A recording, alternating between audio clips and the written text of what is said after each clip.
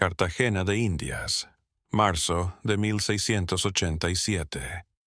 El mayor puerto de esclavos de todo el imperio español en América.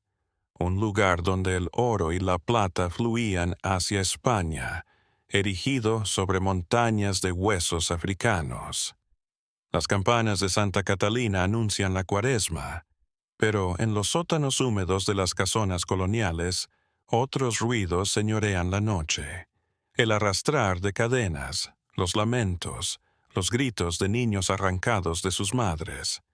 Esta no es una historia cristiana, es una historia de venganza pagana, la historia de una mujer del reino del Congo llamada Isabel, que sufrió torturas, violaciones y humillaciones que habrían destrozado a cualquier persona, hasta que una noche de Semana Santa de 1695 decidió cobrar cada gota de sangre, cada lágrima, cada grito de agonía. Con un hacha de carnicero en la mano, Isabel escribiría en sangre y entrañas una de las páginas más salvajes y olvidadas de la historia colonial americana. 5 hombres de la familia más poderosa de Cartagena. Una noche de terror. Una venganza que alteraría para siempre el destino de la Nueva Granada y llenaría de terror el corazón de todo español que tuviera esclavos. Suscríbete. Activa la campanita porque esta historia te va a explotar la cabeza desde el minuto 1 hasta el final. Dinos en los comentarios si crees que existe la venganza justificada, porque lo que vas a escuchar en los próximos 45 minutos pondrán a prueba todo lo que crees saber sobre el bien y el mal, sobre la justicia y el crimen, sobre la víctima y el victimario. Marzo de 1687. El galeón San Jerónimo emerge de la niebla de la mañana como un espectro maldito con sus velas rotas y su casco negro como la pez. En sus bodegas han sobrevivido 300 esclavos africanos a 2 meses de viaje infernal desde Angola. Casi la mitad murieron en el camino, por enfermedad o inanición. Muchos prefirieron morir antes que volver a ser esclavos. Vida de esclavitud. Entre los sobrevivientes, una joven de 20 años con escarificaciones rituales en ambas mejillas que denotan su alta posición en el reino del Congo. Su nombre real era Wambandi, que en Kikongo quiere decir nacida para reinar, pero los negreros españoles la rebautizaron como Isabel para borrar todo rastro de su pasado africano. Un nombre cristiano para una mujer que pronto se convertiría en la venganza más antigua y salvaje. Isabel no era una esclava cualquiera. En su hogar natal lo había entrenado como guerrero de la corte real desde los 12 años. Sus manos sabían empuñar lanzas, machetes, arcos y hachas de guerra. Su mente había sido entrenada en estrategias militares, tácticas de guerra y, lo más importante para lo que vendría después, en matar silenciosamente enemigos en la noche. El puerto de Cartagena estaba en ebullición aquella mañana. Comerciantes españoles, funcionarios coloniales, soldados y curiosos acudían a los muelles a mirar la nueva mercancía humana. A los esclavos se les revisaba como a un animal, se les miraba los dientes, se les palpaba los músculos, se les buscaba cicatrices o deformidades que disminuyeran su precio. En el mercado de esclavos de la Plaza de los Coches, 5 hermanos contemplaban la subasta con la frialdad de un tratante de ganado. Los hermanos Mendoza y Villarreal eran todo lo que había de más cruel y poderoso en la sociedad colonial cartagenera. Francisco, el mayor de 45 años, propietario de 3 haciendas de caña de azúcar y más de 500 esclavos. Su fortuna es comparable a la de los mayores mercaderes de Sevilla. Rodrigo, de 42 años, era capitán de las milicias coloniales que cazaban esclavos fugitivos y sofocaban rebeliones. Su especialidad era la tortura mental. Había desarrollado métodos para romper la voluntad de los insurgentes sin matarlos para usarlos como ejemplos vivos para el resto de los esclavos. Alonso, de 38 años, se había enriquecido con el tráfico de esclavos entre Cartagena y las minas de Potosí. Sabía el precio exacto de cada clase de esclavo, y dicen que nunca se equivocó en una compra. Tomás, 35 años, administrador colonial, recaudador de impuestos de las haciendas esclavistas. Su cargo le proporcionaba información confidencial sobre rebeliones, fugas y castigos, que vendía a otros colonos interesados en controlar a sus esclavos. Sebastián, el menor de 30 años, era el más peligroso de todos. No trabajaba porque no necesitaba. Su pasatiempo era crear nuevas maneras de torturar esclavos por puro sadismo. Cuando Francisco vio a Isabel en la subasta, algo en su mirada lo perturbó. Otros esclavos agachaban la cabeza en sumisión a su destino, pero Isabel miraba a los compradores con una intensidad que parecía perforar el alma. Sus ojos no mostraban súplica ni resignación, sino una inteligencia calculadora que analizaba cada rostro, cada movimiento, cada palabra.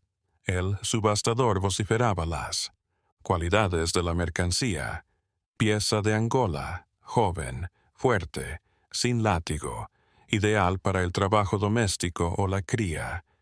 Abrimos en 200 pesos plata. Francisco levantó la mano. 300 pesos. Un licitador competidor levantó la mano. 400. 500. Respondió Francisco sin vacilar. Nadie más pujó contra los Mendoza. Isabel le costó 500 pesos de plata, una fortuna para la época que daba fe de su calidad. Mientras le ponían las cadenas para el traslado, Isabel se grabó en la memoria cada rasgo de Francisco Mendoza: sus ojos fríos y pequeños, su barba bien recortada, la cicatriz de un duelo en la mejilla izquierda, el anillo de oro con el escudo familiar en el dedo índice. No lo sabía, pero acababa de grabar en su mente el rostro del primer hombre que moriría a sus manos 8 años después. La casa de los hermanos Mendoza y Villarreal era una casona colonial en el barrio más noble de Cartagena, al lado de la plaza de armas, construida en piedra, coralina del fondo del mar. Tenía 2 plantas, muros de 2 metros de grosor, balcones de hierro forjado traído de Toledo y un patio central con una fuente de mármol donde siempre había una horca para castigar a los esclavos rebeldes.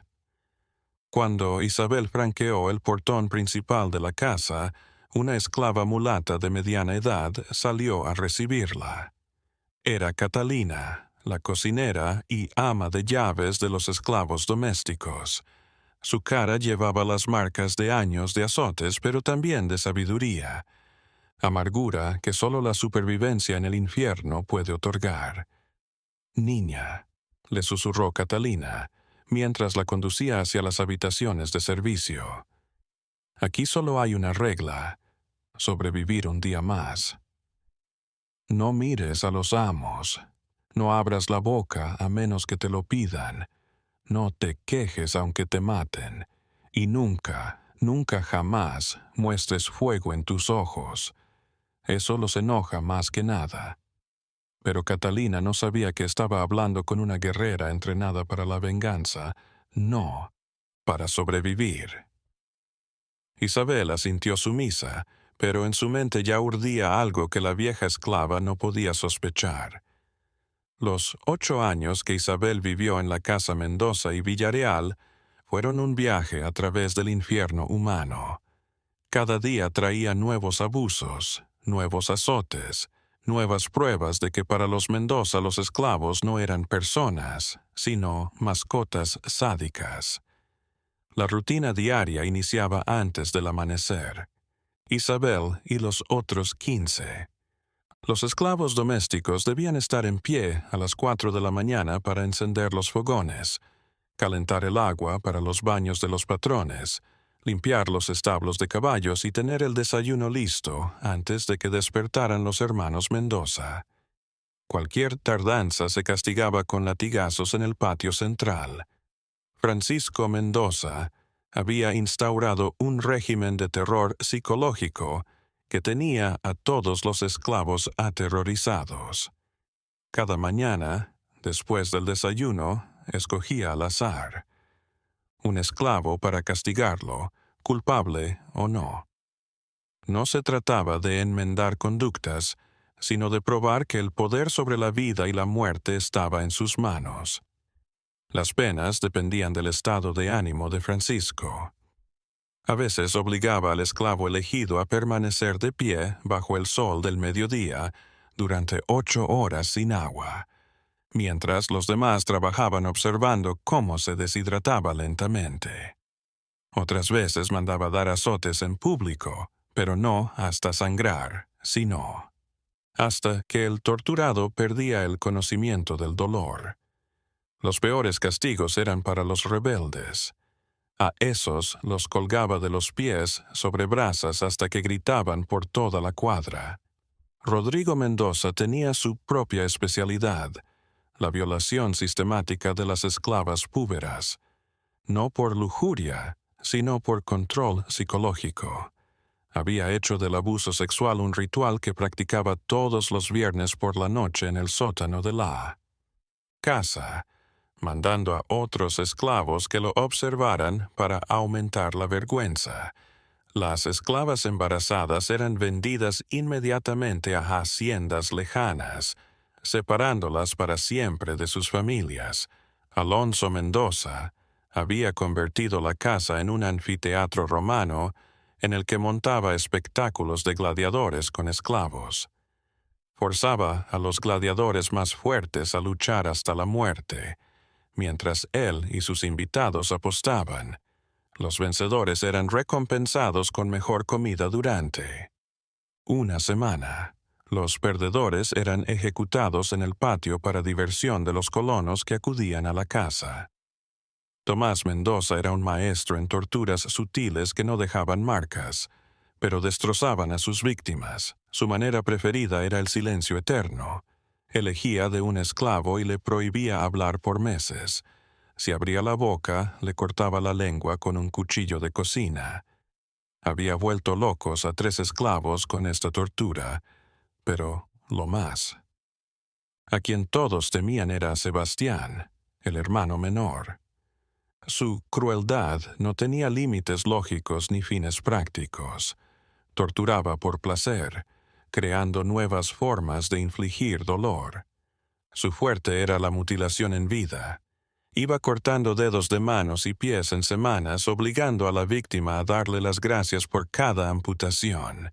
Había refinado la técnica hasta poder mantener vivo y consciente a un esclavo durante meses, mientras lo desmembraba lentamente.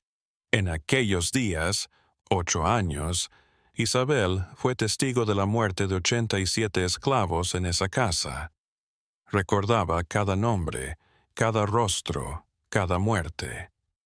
Las llevaba tatuadas en la mente como cicatrices invisibles que alimentaban un odio que crecía como un cáncer maligno. Pero Isabel había sobrevivido porque tenía algo que ofrecerme. Conocía hierbas medicinales africanas que curaban enfermedades tropicales que ningún médico español podía curar. Podía preparar platos exóticos que maravillaban a los invitados. De los Mendoza y les había mostrado una fidelidad que parecía tranquilizar a los hermanos. De hecho, Isabel estaba estudiando. Durante 8 años se aprendió de memoria cada rincón de la casa. Qué escalones crujían, qué puertas tenían bisagras ruidosas, dónde guardaban las armas, cuáles eran las rutinas nocturnas de cada hermano, qué habitaciones tenían ventanas al exterior para una fuga. Se estaba preparando para una guerra que los Mendoza no podían imaginar. La gota que derramó el vaso llegó en febrero de 1695. Sebastián había comprado una niña esclava de 9 años llamada Esperanza, cuyos padres habían muerto en una epidemia de fiebre amarilla. Durante 3 semanas la torturó todos los días con agujas al rojo vivo que le clavaba debajo de las uñas mientras le obligaba a rezar oraciones cristianas. La niña murió en septicemia, gritando el nombre de Jesús, que Sebastián le había hecho rezar miles de veces en su agonía. Aquella noche, mientras observaba el pequeño cuerpo de Esperanza ser lanzado a una fosa común junto con desperdicios de cocina, y Isabel juró a todos los dioses africanos que había llegado el momento de la venganza. Los hermanos Mendoza habían firmado su sentencia de muerte con la sangre inocente de demasiados niños. Si crees que esto ya es intenso, espera, porque apenas estamos empezando. Dale like al video y dinos en los comentarios: ¿hay límites para la venganza cuando has perdido tanto? Porque Isabel va a mostrarle lo que es capaz de hacer el odio humano. Domingo de Ramos, 21 de marzo de 1695. Las campanas de todas las iglesias de Cartagena sonaban para dar inicio a la Semana Santa más lujosa de la década. Los hermanos Mendoza querían probar su poder y fortuna dando una fiesta que superara las fiestas de la corte virreinal de Santa Fe de Bogotá. Francisco había invitado al virrey de Nueva Granada, al arzobispo de Cartagena, al gobernador de la provincia, a las 50 mejores familias de la colonia. El ágape del Jueves Santo iba a ser él. La cita social del año con comida importada de España, los mejores vinos andaluces y espectáculos de gladiadores esclavos y corridas de toros en el patio central. Isabel fue nombrada jefa de cocina del evento. Era un honor y una oportunidad. Tendría acceso libre a toda la casa en las noches para cocinar, a las despensas del segundo, piso en el que se almacenaban las armas de cocina más cortantes, en particular hachas de carnicero con las que descuartizaban reses enteras. Pero sobre todo, sabría sus horarios precisos de sueño de toda la semana, ya que tendría que sincronizar los tiempos de cocción con sus horarios para servir los platos en su punto exacto. Información que Isabel transformaría en el cronograma de una masacre. Isabel observó durante 3 noches los movimientos de los 5 hermanos, con la exactitud de un general en campaña. Francisco se iba a la cama siempre a las 11 de la noche, tras haber bebido 3 copas de brandy español que lo hacían dormir hasta las 6 de la mañana. Su habitación principal tenía una puerta de roble que no hacía ruido al abrirse, pero el suelo al lado de su cama tenía una tabla suelta que crujía si se pisaba. Rodrigo era el más impredecible. Algunas noches bebía hasta caer inconsciente a las 10 de la noche. Otras veces seguía despierto hasta las 2 de la mañana violando esclavas en el sótano. Isabel tendría que revisarse antes de hacer cualquier cosa. Su habitación estaba al final del pasillo, lejos de los demás, pero también dormía con una pistola cargada bajo la almohada. Alonso era el más dormilón de todos por haber servido en las campañas contra piratas holandeses. Se despertaba con cualquier sonido y tenía una espada al lado de la cama, pero tenía una debilidad. Cada noche la audanó. Para aliviar los dolores de una herida de guerra en el costado izquierdo. La dosis lo tumbaba durante las primeras horas de sueño. Tomás era fácil. Se iba a la cama exactamente a medianoche, después de escribir en su diario y dormía hasta el amanecer. Pero su habitación tenía un problema. Compartía pared con la de Sebastián, y cualquier ruido fuerte podría despertar al hermano más peligroso. Sebastián era el mayor reto. Dormía mal, me despertaba y tenía 2. puñales toledanos bajo la almohada y una daga envenenada oculta en una bota al pie de la cama. Más peligroso aún, solía vagar por la casa en medio de la noche cuando no podía conciliar el sueño. Isabel tendría que eliminarlo, ya sea primero o último. No había punto intermedio. El martes santo, Isabel dio el paso decisivo de su plan. Robaría el mayor hacha de carnicero de la cocina y la ocultaría en el sótano hasta el ataque. Era un hacha de acero toledano de 30 centímetros de hoja, centímetros, mango de madera de Guayacán y filo capaz de cortar un toro de una sola tajada. En las manos de una guerrera como Isabel, se transformaría en una herramienta de muerte tan certera como una guillotina. Pero antes de tomar el hacha, Isabel tenía que resolver un problema logístico importante. ¿Cómo recorrer la casa sin alertar a ningún esclavo que pudiera delatarla sin querer? La respuesta la halló en las hierbas medicinales africanas que cultivaba. En secreto, en el patio trasero, una infusión de raíz de mandrágora americana y flores produciría un sueño tan profundo que ni un terremoto podría despertarlo.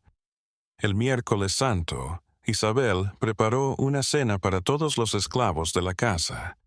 Un estofado de verduras y carne con suficiente narcótico para dejarlos inconscientes durante 6 horas. Todos comieron agradecidos. Isabel había traído sobras extras de la cocina de los patrones. Nadie imaginó que estaban en su propia sedación.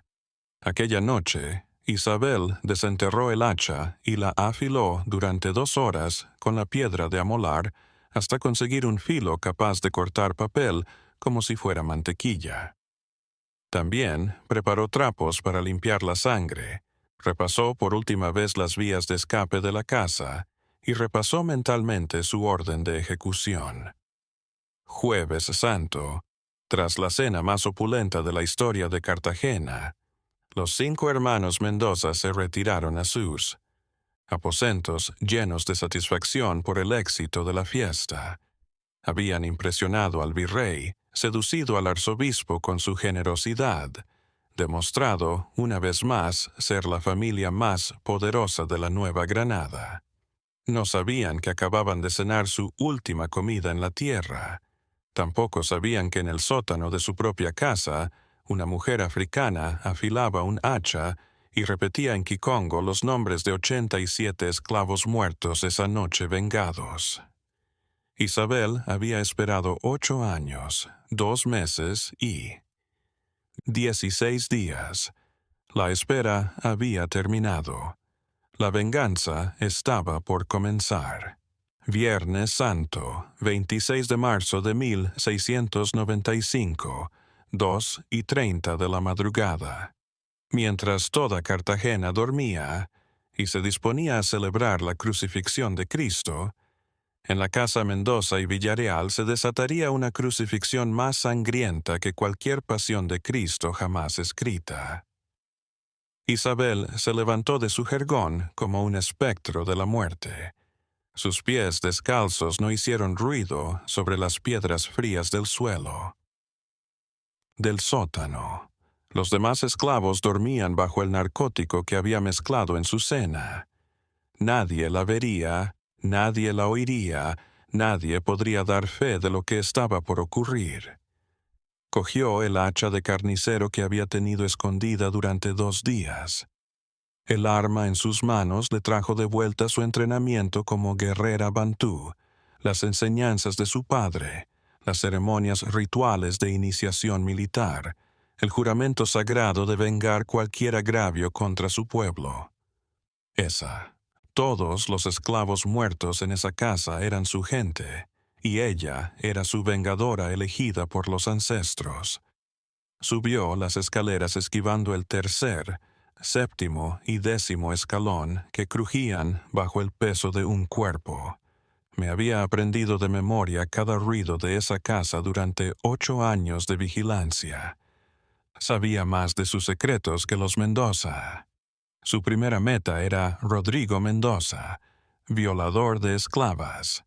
Isabel había resuelto morir antes porque era la degradación sexual que ella misma lo había soportado en silencio durante años. Rodrigo solía emborracharse y violar a alguna esclava. Esa noche había batido todos sus récords de crueldad. La habitación de Rodrigo estaba al final del pasillo del segundo piso. Siempre olía a alcohol rancio, vómito y sexo forzado. Isabel abrió la puerta milímetro a milímetro, controlando cada músculo de su cuerpo para no hacer el menor ruido. La habitación estaba oscura, absoluta, pero sus ojos, acostumbrados a la oscuridad africana, distinguían la forma de Rodrigo en su cama. Estaba desnudo, de espaldas, con los brazos extendidos en forma de cruz. Su respiración era tan intensa y desigual que parecía más un estertor que el sueño de un hombre vivo. 5 botellas vacías de aguardiente de caña custodiaban la cama como centinelas de vidrio. El olor a alcohol era tan fuerte que Isabel se contuvo para no vomitar. Se aproximó al lado izquierdo de la cama, donde el corazón de Rodrigo latía bajo su pecho descubierto.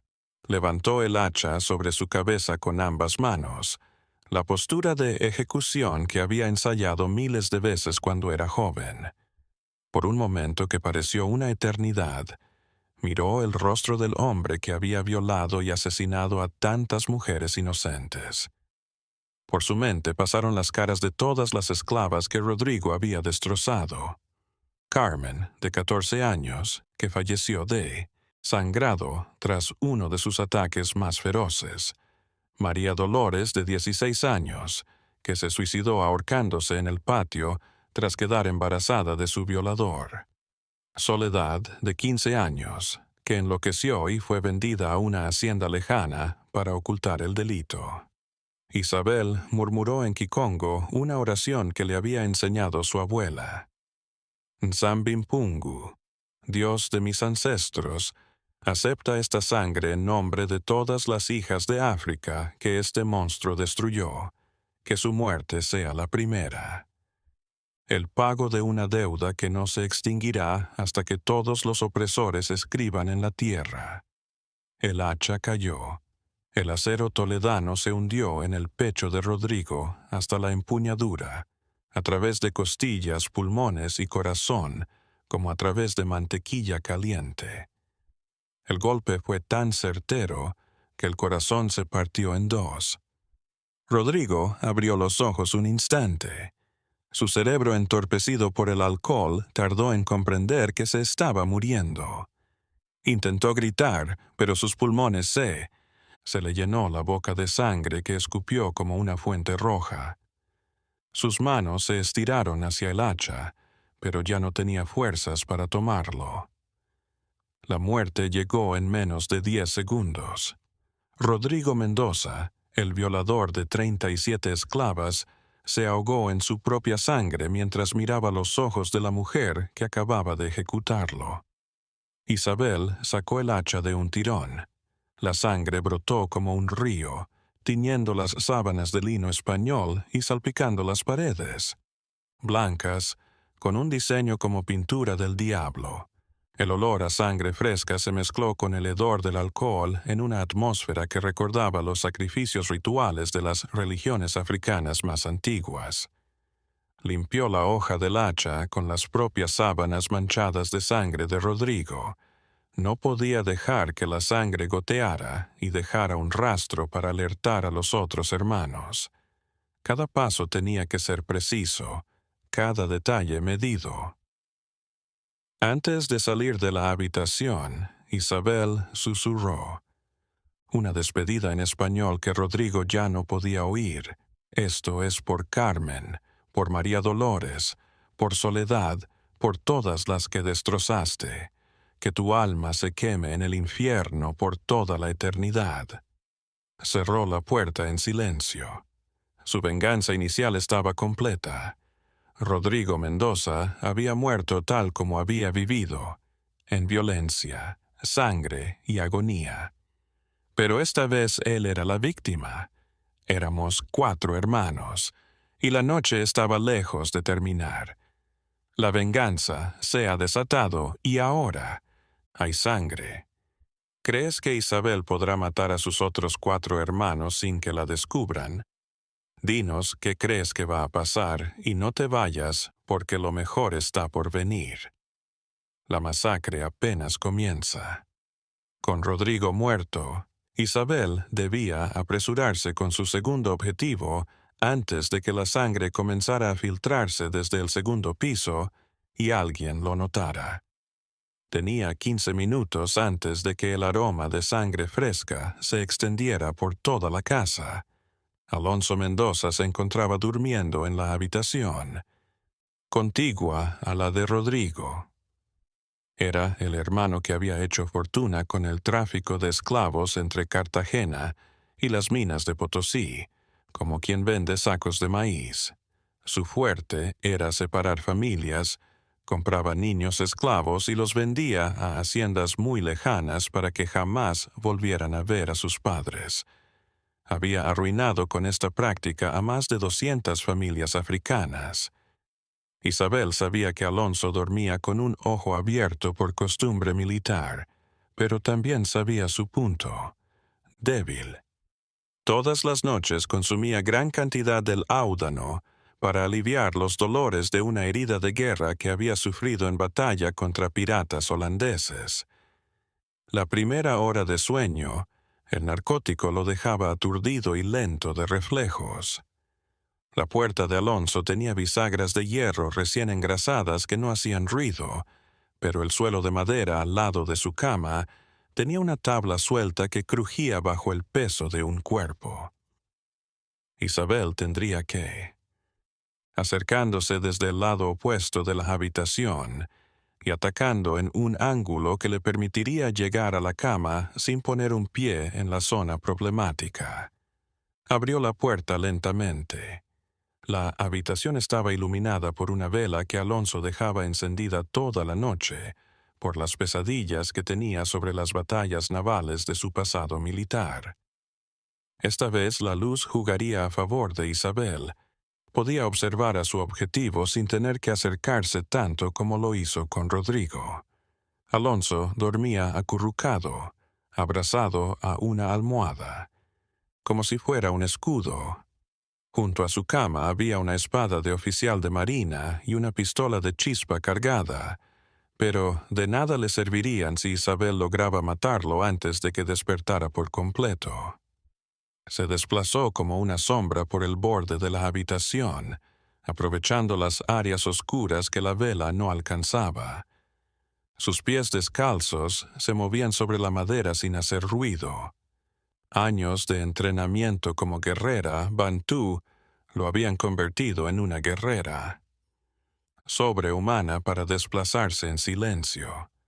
Cuando llegó al lado derecho de la cama, Isabel pudo ver claramente la cara de Alonso, incluso mientras dormía. Su rostro mostraba la maldad que había demostrado en vida. Boca fina y desdeñosa, cejas fruncidas como si estuviera tasando a alguien, arrugas en el contorno de los ojos que revelaban años de calcular el precio de la desgracia humana. Isabel se acordó de la última familia que había visto destrozar a Alonso hacía poco. 3 semanas antes, una pareja de esclavos congoleños con sus 2 hijitos había sido separada en una subasta que él mismo presidió. Los padres fueron vendidos a una hacienda de tabaco en la costa y los hijos a las minas de esmeraldas en el interior. Los gritos de agonía de esa familia aún resonaban en la mente de Isabel como una sinfonía de venganza. Alzó el hacha de una manera distinta a la que la había empuñado con Rodrigo. Esta vez, atacaría en diagonal de arriba a abajo al cuello para una decapitación limpia que no permitiera dar la voz de alarma. Pero entonces Alonso abrió los ojos.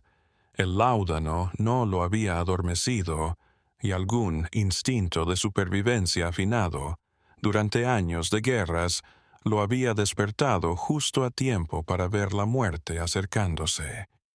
Sus ojos se encontraron con los de Isabel por un instante que pareció una eternidad. Eternidad. Alonso observó la mirada asesina de la esclava que había rechazado durante 8 años. Isabel observó el horror absoluto de un hombre que se da cuenta de que va a morir sin poder defenderse. Alonso intentó gritar para advertir a sus hermanos, pero Isabel fue más rápida. El hacha cayó como un trueno, hundiéndose justo en la base del cuello, cortando la tráquea y las cuerdas vocales antes de que pudiera gritar. El único sonido que emitió fue un quejido. Ahogado que no despierta un niño. Pero el tajo no fue suficiente para decapitarlo. La cabeza de Alonso colgó hacia un lado, conectada solo por tendones y la columna vertebral parcialmente cortada. Sus ojos permanecieron abiertos, mirando a Isabel mientras la vida se escapaba de su cuerpo. Isabel tuvo que dar otro golpe para cortar la cabeza. Esta vez apuntó directamente a la columna vertebral con un movimiento horizontal, que separó para siempre la cabeza del cuerpo. La sangre brotó, tiñendo las sábanas de seda italiana y formando charcos rojos en el suelo de madera. La cabeza rodó hasta detenerse junto a la pistola que Alonso no había podido disparar. Sus ojos apagados miraban al techo, como si no pudiera creer que una simple esclava lo hubiera matado.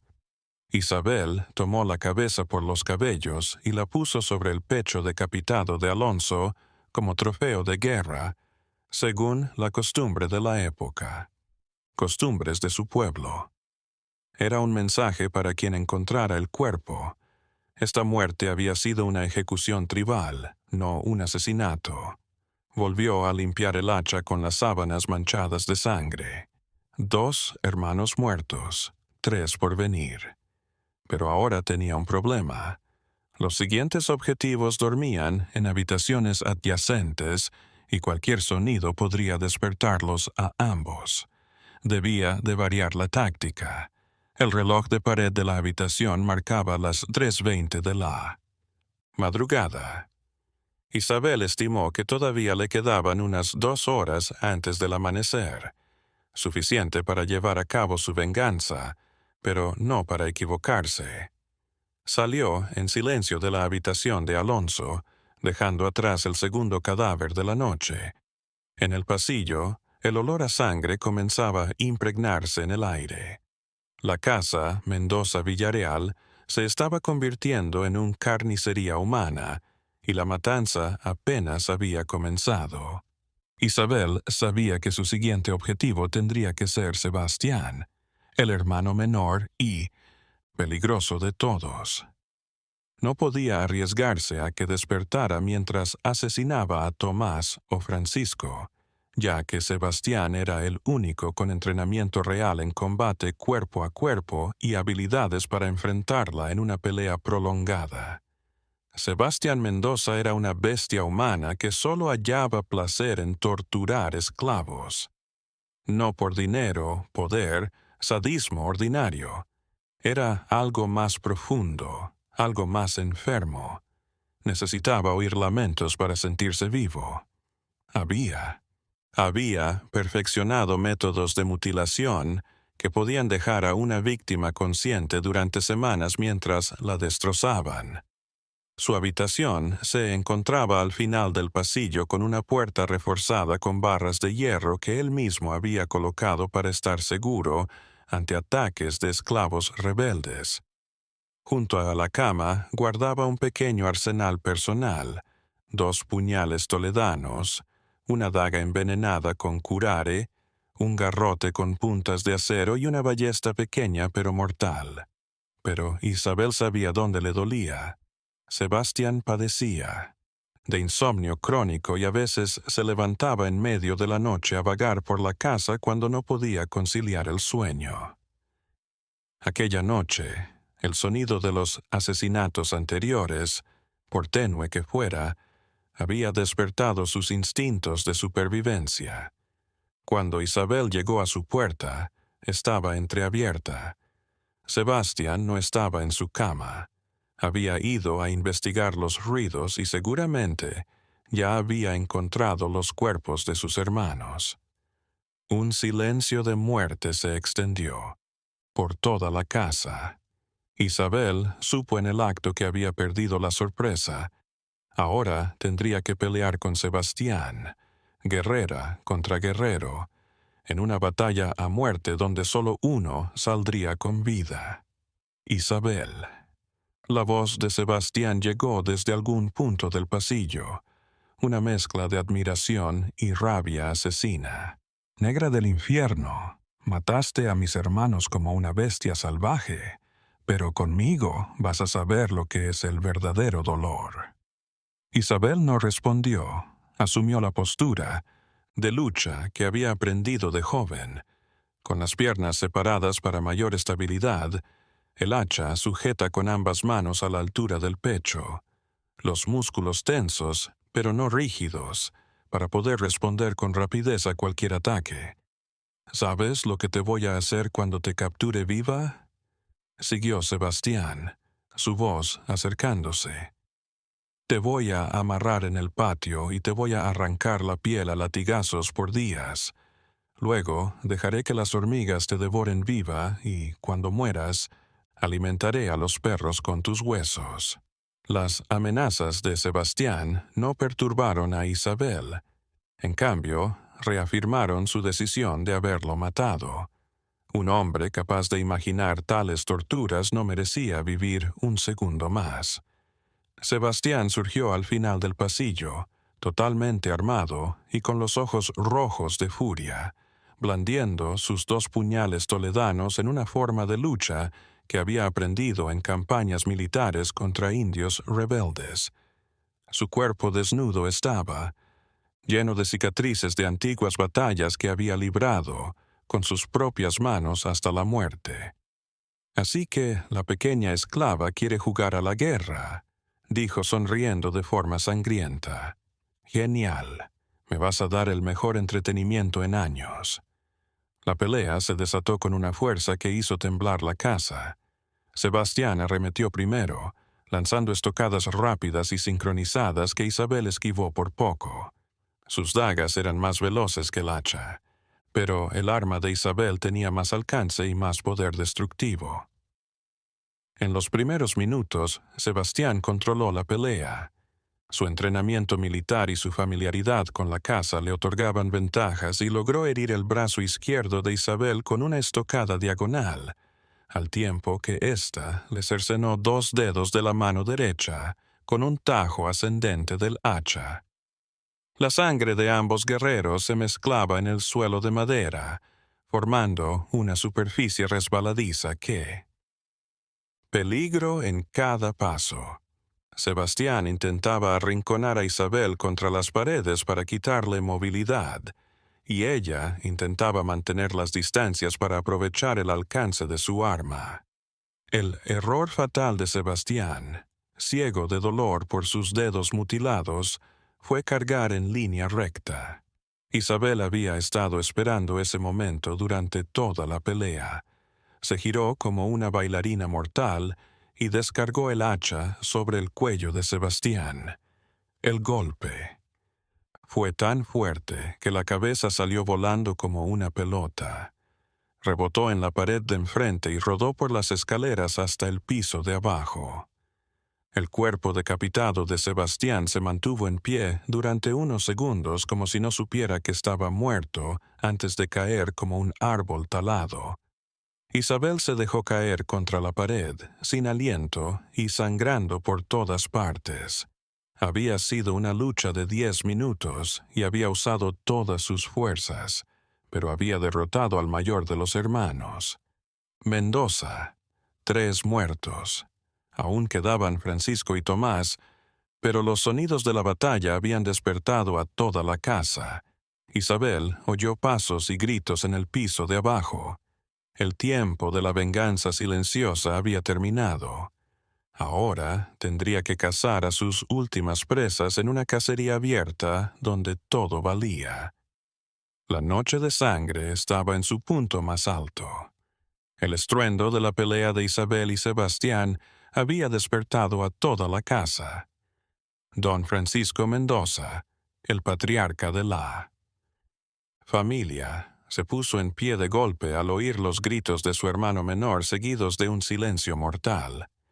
A diferencia de sus hermanos, Francisco no era ni un sádico compulsivo ni un ebrio consuetudinario. Era un veterano de 3 guerras contra piratas ingleses, 2 rebeliones de esclavos en sus haciendas y varios intentos de asesinato por parte de colonos rivales. Su mente trabajaba como la de un estratega, fría, calculando probabilidades, calculando posibilidades de supervivencia. Cuando salió de su habitación, totalmente vestido y armado, ya había entendido. Una esclava se había infiltrado en la casa y estaba asesinando a su familia. Los charcos de sangre en el pasillo y el olor metálico en el aire no dejaban dudas de que al menos 3 personas habían muerto esa noche. Recorriendo rápidamente el segundo piso, Francisco descubrió los cuerpos de Rodrigo, Alonso y Sebastián. La brutalidad de las ejecuciones le mostró que no se trataba de una rebelde desesperada, sino de una guerrera entrenada que había planeado cada asesinato. Isabel shouted into the hallway shadows, «Sé que eres tú. Eres la única esclava en esta casa con cerebro y agallas para llevar a cabo algo así».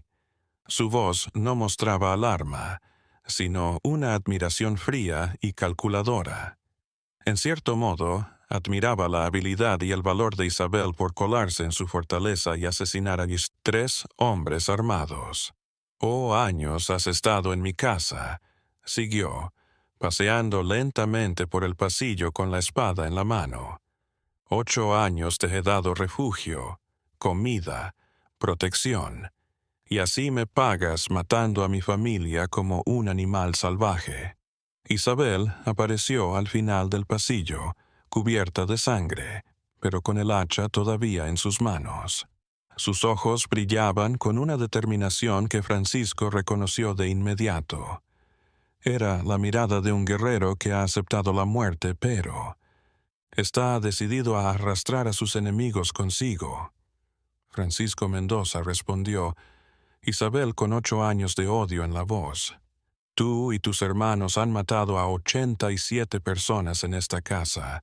Han violado, torturado y mutilado a seres humanos inocentes por diversión. Hoy termina tu reinado de terror. 87. Francisco se rió con una maldad que congelaba la sangre. Isabel, nos subestimas. En 8 años hemos asesinado por lo menos 300 esclavos en esta casa y en nuestras haciendas. ¿Y sabes qué es lo mejor? Que legalmente somos. Derecho a hacerlo. Son nuestros, como los caballos o las vacas. Entonces sus leyes están malditas, respondió Isabel levantando el hacha, y van a pagar por cada gota de sangre africana que han derramado en esta tierra. El enfrentamiento entre Isabel y Francisco fue legendario. No solo se enfrentaban una esclava rebelde y su amo, chocaban 2 maneras de vivir, 2 maneras de entender al ser humano, 2 fuerzas históricas que desde el primer día que un barco negro había llegado a sus costas, se habían enfrentado. Arribó a América. Francisco era superior técnicamente. Su espada de oficial de marina era más larga que el hacha.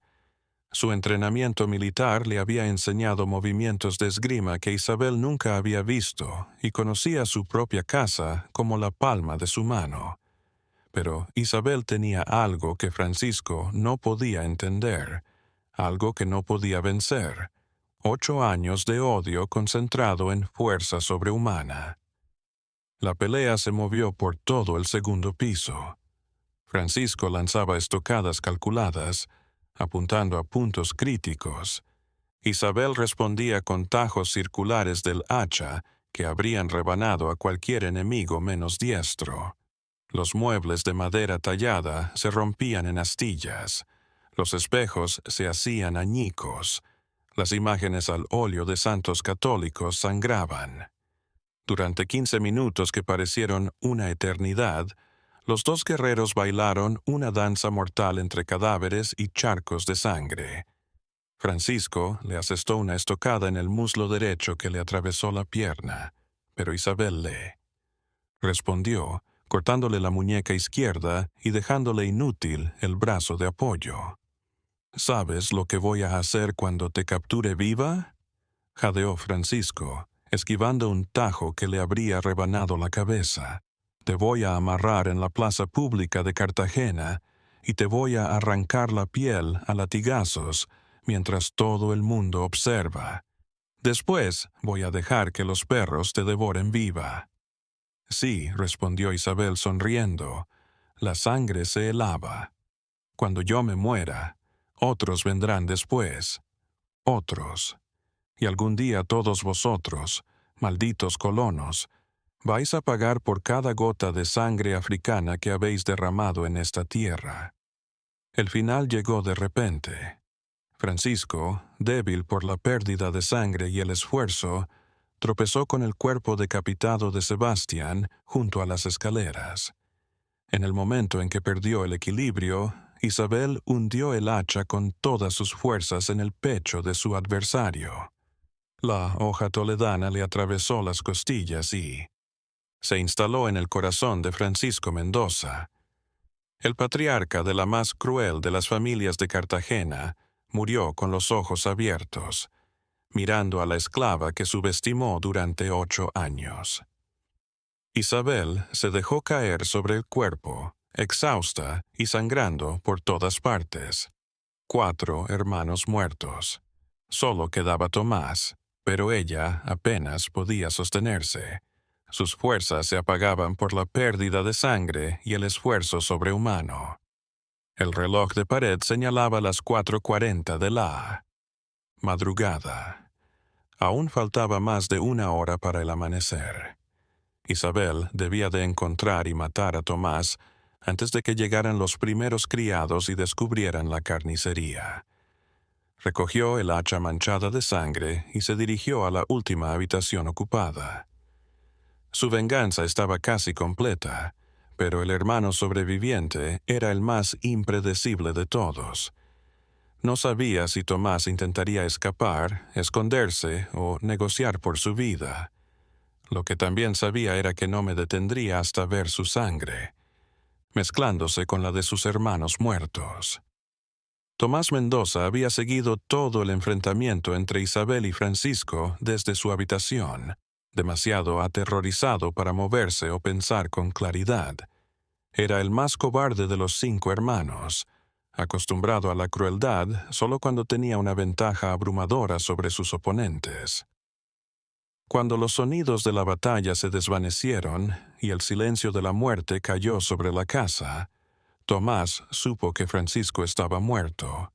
Isabel lo recogía y no podía oponerse. Su única esperanza era escapar por la ventana del patio trasero. Isabel llegó a su habitación para encontrarla vacía, con la ventana abierta y sábanas anudadas colgando fuera. Tomás había huido, pero no podía estar lejos. Sus heridas no le permitían ir tras él, así que lo esperó en el patio, pues sabía que tendría que pasar por allí para salir. Tomás llegó corriendo al portón principal en su camisa de dormir y descalzo. Cuando vio a Isabel esperándolo al lado de la fuente de mármol, se detuvo. «Isabel, por favor», rogó con lágrimas rodando por sus mejillas. «Siempre fui el menos cruel de mis hermanos. Nunca te hice daño. Podemos negociar». Tomás, respondió Isabel, alzando el hacha por última vez. «Tú creaste torturas que destrozaban la mente sin tocar el cuerpo. Hiciste de la tortura un arte. No mereces perdón». El último golpe fue rápido, preciso. Tomás Mendoza murió como vivió, como un cobarde. Isabel se dejó caer junto al cuerpo. Su venganza estaba completa. Los 5 hermanos Mendoza estaban muertos en charcos de sangre, pero ahora tenía un problema mayor.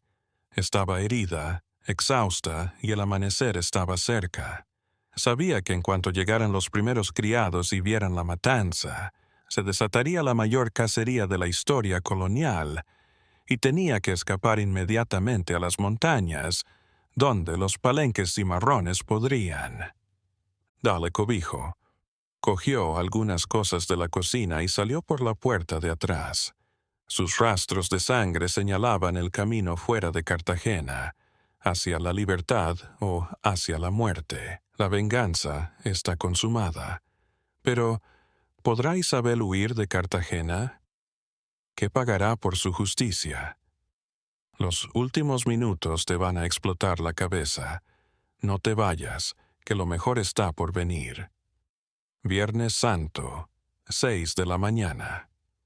Los primeros criados que llegaron a la casa Mendoza se encontraron con una escena más allá de cualquier horror. 5 cuerpos mutilados, sangre por todas partes, el olor a muerte en el aire. La noticia se propagó por toda Cartagena como fuego. Una esclava había asesinado a la familia más influyente de la colonia.